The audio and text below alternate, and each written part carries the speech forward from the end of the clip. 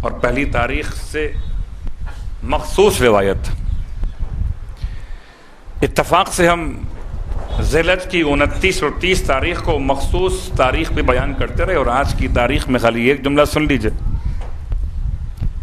شیب ابی طالب کے محاصرے کا آغاز ہوا ہے محرم کی پہلی تاریخ سے۔ یہ پورا خانوادہ رسالت معاب ایک پہاڑ کی گھاٹی میں اپنے آپ کو محصور کرنے پہ مجبور ہوا محرم کی پہلی تاریخ، اور وہی کیفیت تھی کہ جتنا خوراک کا سامان سب ختم ہو گیا، اور ایسے وقت بھی آیا کہ بچے بھوک سے بلبلاتے تھے۔ یہی محرم کی پہلی تاریخ قصر بنی مقاتل پر امام کا کاروان پہنچا، محرم کی پہلی تاریخ،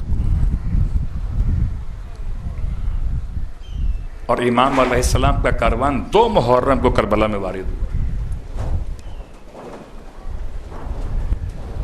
منزل شراف سے آگے بڑھے تھے، منزل ذو حسم پر امام کی ملاقات۔ منزل شراف سے جب آگے بڑھ رہے تو امام نے ارشاد فرمایا تھا اپنے جوانوں سے کہ جتنا پانی بھر سکتے ہو بھر لو۔ ایک ایک منزل کا تذکرہ۔ منزل شراف پر پہنچے تھے، ہفتے کا دن تھا، ذی الحجہ کی 21 تاریخ تھی۔ بعض کہتے ہیں 26 ذی الحجہ کو امام وہاں پہنچے تھے، اور 27 کو پہنچے ذو حسم کے پاس۔ اور منزل اشراف سے جب آگے بڑھے تو اتنا زیادہ پانی بھرا گیا ہے کہ لوگ حیران تھے کہ مولا نے کس عمل کی خاطر اتنا پانی جمع کر دیا، لوگ نہیں جانتے تھے۔ ابھی آگے بڑھ رہے تھے، منزل زود پر قیام نہ کیے بلکہ اس سے آگے بڑھ گئے، یہاں تک کہ منزل ذو حسم کے قریب پہنچے۔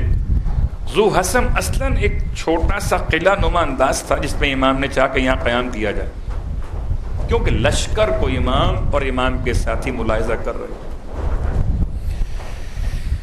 حسین ابن نمیر کے سربراہی میں 4000 سپاہی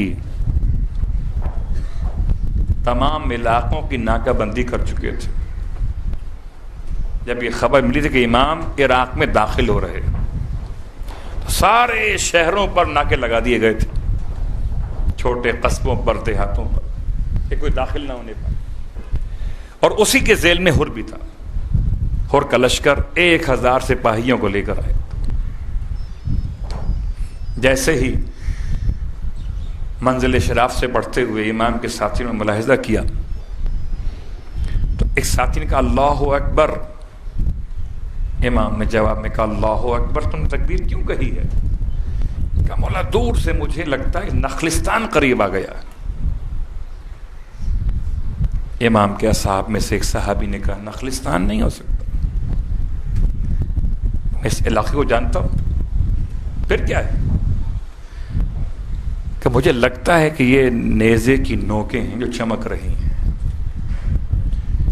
گھوڑوں کی کلوتیاں ہیں جو بالکل نمایاں ہو رہی ہیں۔ امام فرماتے ہیں ہم بھی یہی محسوس کر رہے ہیں۔ گرد و غبار چھٹا لشکر سامنے آ گیا، اور اب امام کے ساتھی،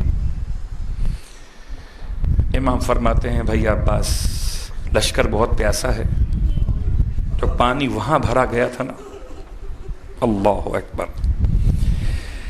کیا انتظام ہے۔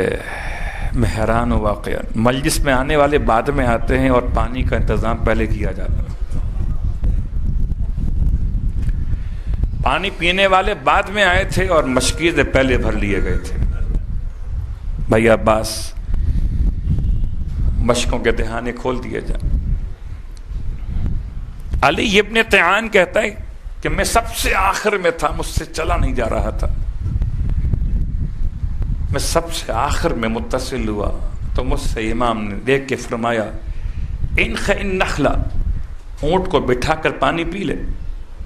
کہتا ہے میں نے اونٹ کو بٹھایا جس پر مشقیں لگی ہوئی تھیں امام کے کاروان کی، اور جیسے ہی مشق کا دہانہ کھولا مجھ سے پکڑا نہیں گیا. اتنی شدید پیاس تھی کہ پانی دائیں نکلتا تھا بائیں نکلتا تھا.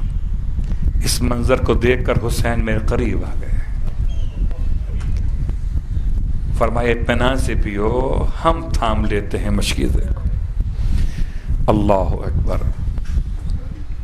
یہ ہور کا لشکر ہے کہ جو امام سے ملاقات کر رہا ہے. اب سب کو سیراب کر دیا تو امام ذو حسن پر ایسے مقام پر قیام پذیر ہوئے جو چاروں طرف سے محفوظ مقام ہے. سامنے ہر کا لشکر ہے. یہاں تک کہ نماز ظہر کا وقت ہو گیا. امام نے اپنے فرمایا مؤذن سے حجاج اذان ہو. پھر فرمایا کہ اقامت کہو. اقامت ہو کہ ہر تو اپنے لشکر کو نماز پڑھا، ہم بھی نماز پڑھ لیتے ہیں پھر بات کرتے ہیں. امام نے 3 خطبے دیے ہیں اس موقع پر. اللہ اکبر. وہ تمام خطوط دکھائے ہیں. سمعان بن عقبہ سے کہتے تھے اٹھا کے لاؤ 2 تھیلے خطوط کے، سب رکھے اور کے سامنے. اور کہتا ہے مجھے تو اتنا حکم ملا ہے کہ میں آپ کو یہاں سے کہیں اور جانے نہ دوں. تب امام نے فرمایا تھا اور کیا کرتا ہے؟ تیری ماں تیرے ماتم میں بیٹھے. عزیزو، اگر کوئی کسی کو پانی پلائے تو کوئی اور احسان یاد رہے نہ رہے مگر پانی کا احسان تو یاد رہتا ہے. اور اتنا کریم تھا آقا حسین، جب ہور کو پانی پلا دیا.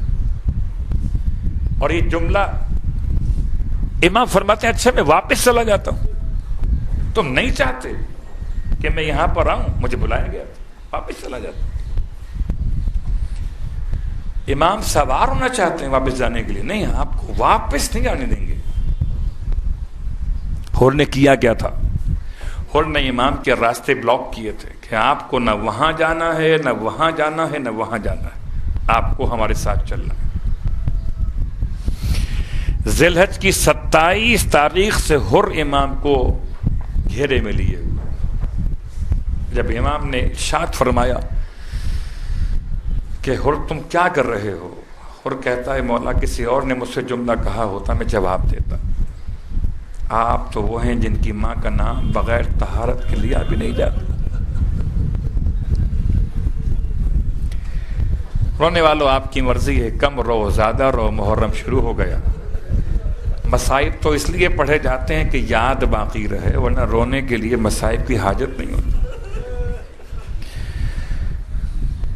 میں کل بھی ایک روایت پڑھ رہا تھا، روایت اور پیش کر دوں آپ کی خدمت میں کہ یہ 10 دن خاص ہیں، 2 مہینے 8 دن نہیں، 10 دن خاص ہیں. ان 10 دنوں میں آسمانوں پر فرشتے حسین کا لہو بھرا ہوا کرتا لے آتے ہیں. اس لیے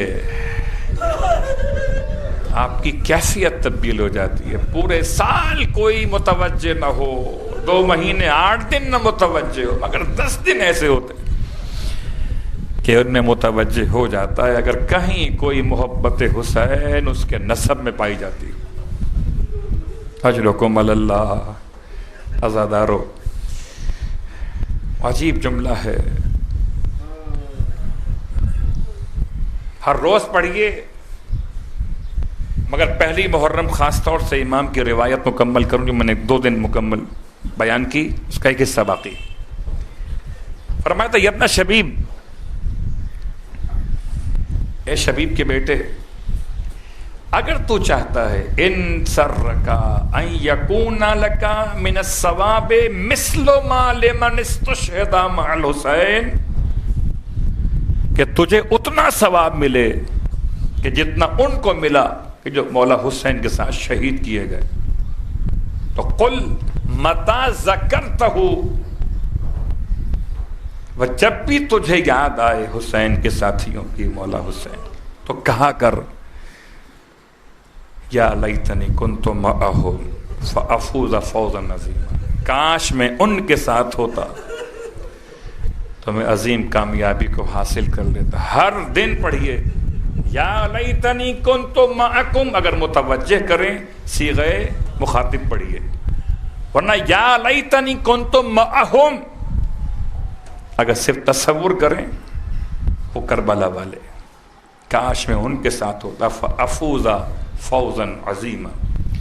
امام فرماتے جو اس جملے کی تکرار کرے خدا اسے اتنا ثواب دیتا جتنا ان کو ملا تھا جو مولا حسین کے ساتھ شہید کیے.